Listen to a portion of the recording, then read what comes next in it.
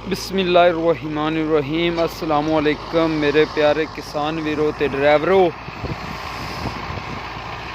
मैं थोड़ा वीर आसफ अली बिल्कुल ठीक तो उम्मीद करना मेरे सारे किसान भाई ते ड्राइवर भाई सब ठीक ठाक होंगे।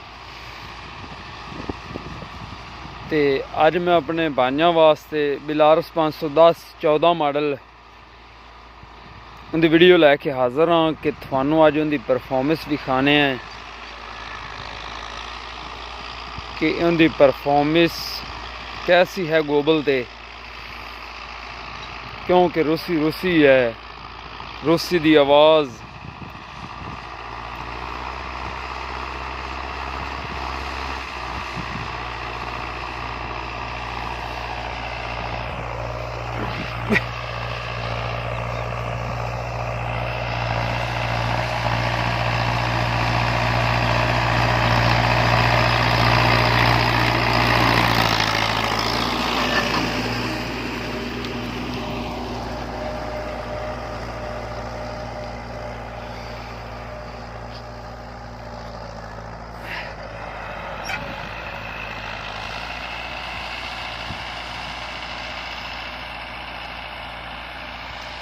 मेरे प्यारे किसान वीरों ते ड्राइवरों,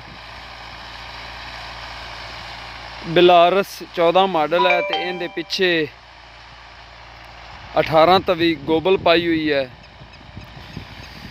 तो शानदार परफॉर्मेंस है इनकी।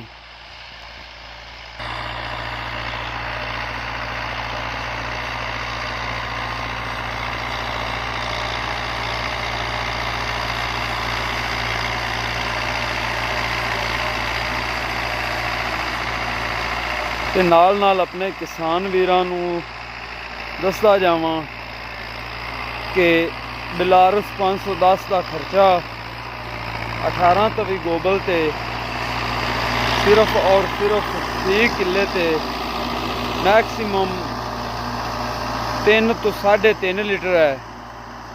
और जिवें कि तुसीं वेख रहे जे जमीन नूं परत परत के रखी आंदा है और कोई लोड नहीं हैगा ट्रैक्टर ते, कोई उन्होंने असर नहीं हैगा इन्हां गोबलों का। मैं तो कहना बिलारस नूं 18 छड़ के 20 तवे भी गोबला होण ते इन्हूं कोई परवाह नहीं होनी।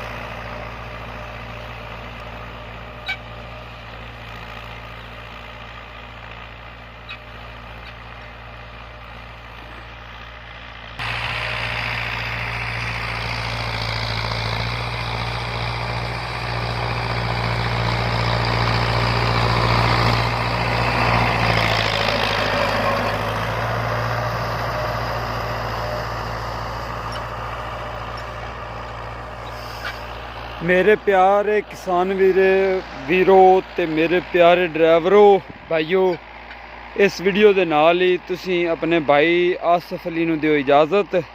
इंशाअल्लाह तुहाडे वास्ते अगे नवी वीडियो लैके हाज़र होवांगा इस दुआ दे नाल कि तुसीं सारे ठीक ठाक रहो, अल्लाह तुहानूं सेहत याब रखे।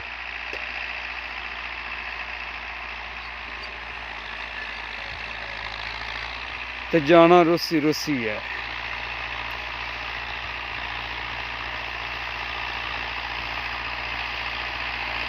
पाक फौज जिंदाबाद, पाकिस्तान जिंदाबाद। अल्लाह निगहबान।